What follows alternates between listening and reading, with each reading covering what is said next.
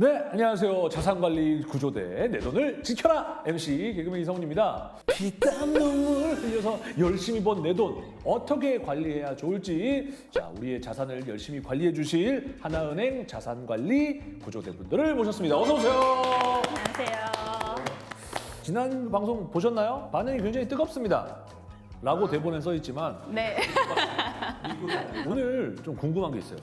PB님을 저희가 직접 이제 은행에 가서 만나고 싶으면 어느 정도의 자산이 있어야 만날 수 있는지 이런 것도 좀 궁금하실 것 같아요. 대부분 손님들은 금액이 뭐 5억이어야 돼, 10억이어야 돼, 뭐 20억이어야 돼 이런 말씀들을 하세요. 네네.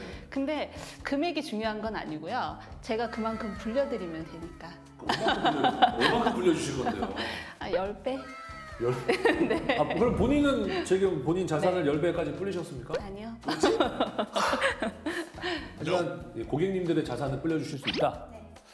좋습니다. 오늘 증여에 관련된 얘기더라고요. 사실 요거도 궁금하신 분들이 굉장히 많을 것 같은데 일단은 저희가 화면으로 먼저 만나보시고 얘기 나눠보도록 하죠. 야, 이거 집값이 하늘 높은 줄 모르고 오르네. 여보, 우리 작년 5월에 산 아파트 분양권 말이에요. 그건 왜? 그 아파트 분양권도 몇 배나 뛰었더라고요. 아우, 우리 정말 사놓길 잘한 것 같아요. 우리 대박 났어요, 대박. 아, 이 사람아, 그게 마냥 좋아할 일이 아니야. 어? 이 아파트 값만큼 보유세가 점점 늘고 있다고. 최근 공시지가 높아지는 거 모르고 하는 소리지? 아니, 근데 세금이 그렇게나 올랐어요? 나 이제 퇴직도 얼마 안 남았는데 앞으로 계속 이거 어떻게 갖고 갈지 사실 그 생각만 하면 잠도 잘 안 오는구만. 요즘에 진짜 집 없으신 분들도 당연히 걱정이시겠지만 집 있는 분들도 걱정이에요. 집값이 진짜 뭐 하늘 높은 줄 모르고 올랐지만 또 마냥 기뻐할 수만은 없는 상황입니다. 보유세 얼마나 늘었습니까? 작년 11월 한경에 나왔던 기사에 따르면 대치동 음마아파트 한 채를 갖고 있을 때 한 300만 원 정도 보유세를 냈다라면 2년 뒤에는 600만 원, 즉 2배가량 보유세가 는다고 합니다. 그리고 올해부터는 네. 다주택자의 경우에는 보유세, 특히 종부세의 경우에는 중과세가 도입되기 때문에 더 많은 세금을 내셔야 되는 상황인 거죠. 아 진짜 어마어마합니다. 예, 보유세 걱정을 하시는 분들이 많을 것 같은데 나머지 우리 영상 다 보고 얘기 나눠보시죠. 아, 그럼 우리 이 집 있으니까 값 오른 김에 분양권 팔아버릴까요? 팔면 양도세는 어떡하고? 분양권 양도세만 50%예요. 양도세 내고 나면 우리 앞에 떨어지는 돈은 아무것도 없어. 거의. 아, 그럼 성준이한테 주는 건요? 뭐 그러면 좋긴 한데 얼마에 넘기지? 이 집이 15억까지 올랐잖아요. 그러니까 시가 차액 30%를 초과하는 경우에만 증여세를 낸다고 하더라고요. 그러니까 10억 5천만 원에 아들한테 넘겨요. 아니야. 3억 원 초과 규정이 있는 거 몰라? 12억에 넘기는 게 우리에게 이익이라고. 아니 요즘 막 집값이 많이 오르면서 또 주택을 가지고 계신 분들이 이 보유세나 양도세로 고민하시는 분들이 많은 것 같아요. 그런 것 때문에 이제 VIP 분들의 경우에는 자녀들한테 주택 증여를 한 사례가 상당히 많이 늘어났고 네. 이제 기사로도 여러분들이 편하게 좀 접하실 수 있습니다. 그런데 이런 방법 외에 추가적으로 할 수 있는 게 저가 양도라는 걸 활용할 수가 있습니다. 저가 양도요? 네네. 특수관계자이기 때문에 거래를 할 때는 좀 더 신경을 써야 되는 게 맞아요. 네. 10억 또는 15억짜리라면 당연히 15억짜리면 15억에 팔아야겠죠. 네. 그런데 이걸 좀 더 적은 가격으로 팔 수 있다는 내용을 오늘 이야기를 할 건데 그렇다 하더라도 이 부분은 적정 수준을 넘지 못하면 세금 부탄을 받을 수 있겠죠. 자 일단은 저 규정 두 개 다 사실은 뭐 맞는 거로 알고 있습니다. 일단 어머님은 규정을 반만 알고 계신 거고요. 아, 반만 알고 있어요. 아버님이 오히려 좀 정확히 아시는 거예요. 이게 네이버든 여러 가지 이제 지식을 우리가 습득할 수 있는 채널들이 많이 있잖아요. 네. 그걸 보시다 보면 나한테 유리한 것만 보시는 경우들이 좀 종종 있습니다. 그렇죠. 네. 근데 이제 세법에서는 어떻게 얘기하냐면 저가 양도를 하면 원칙적으로는 안 된다라고 얘기를 하지만 네. 그럼에도 불구하고 일정 금액 이상 차이가 나지 않으면 이 부분만큼은 증여세로 보지 않겠다 또 얘기를 하는 부분이 있어요.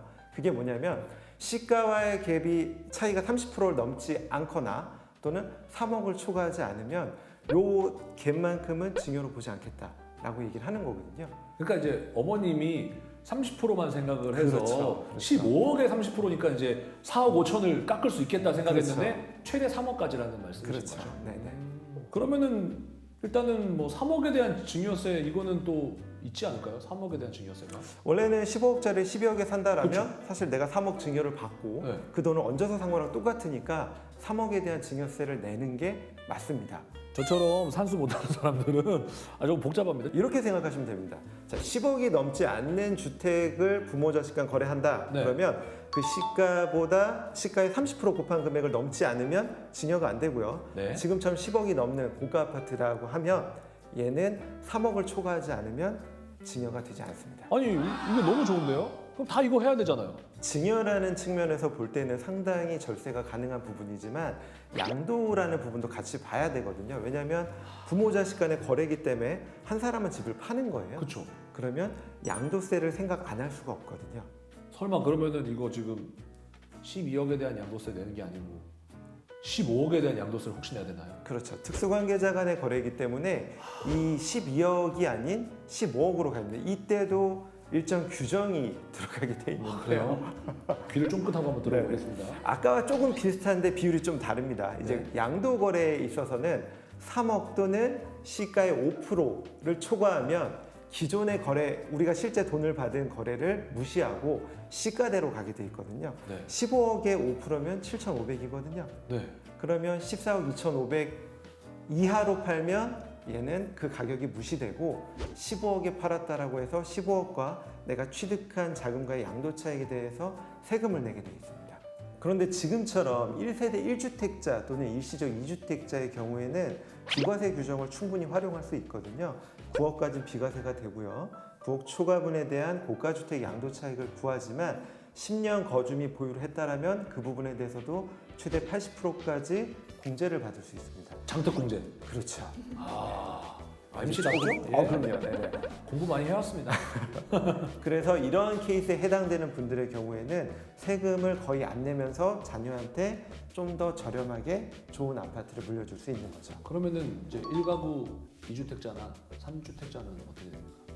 2주택자나 3주택자의 경우에는 네. 오히려 일반적인 케이스보다 더 많은 세금을 내는 세금 폭탄이 될 수가 있습니다.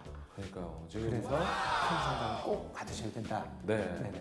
다주택자분들은 진짜 좀 신중하게 결정을 하셔야 될 것 같고요. 그러면 혹시 은행에서 좀 뭔가 추가로 도움받을 수 있는 방법들이 있을까요?